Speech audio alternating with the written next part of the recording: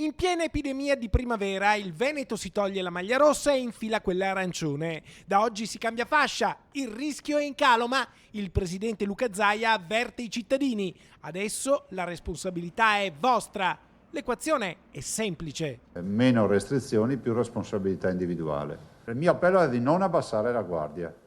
Ne veniamo fuori, questo poco ma sicuro. Le piaghe del Covid sono sempre le stesse, quella sanitaria, quella sociale, quella economica. Ora, alla luce delle nuove cure e del vaccino, i parametri possono essere cambiati. Aperture, sì, ma con gradualità, per arrivare a un'estate Libera? Io non sono uno scienziato. Gli scienziati sanno sempre tutto, quindi potranno dirci anche cosa accadrà fra 100 anni.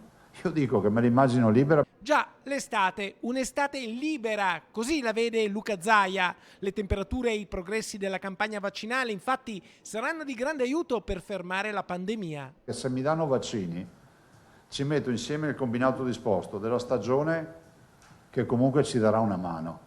Guardate, io ho sentito un sacco di dibattiti su queste robe, però ho visto che quando arriva il caldo questo virus si comporta un po' come virus influenzale. Si chiude con il Recovery Fund, 209 miliardi di euro da investire per uscire fuori dal tunnel. Adesso se abbiamo 209 miliardi e vengono investiti bene per aiutare imprese e occupazione, non per far comprare monopattini o altre monate del genere, ne veniamo fuori, ne dobbiamo venire fuori.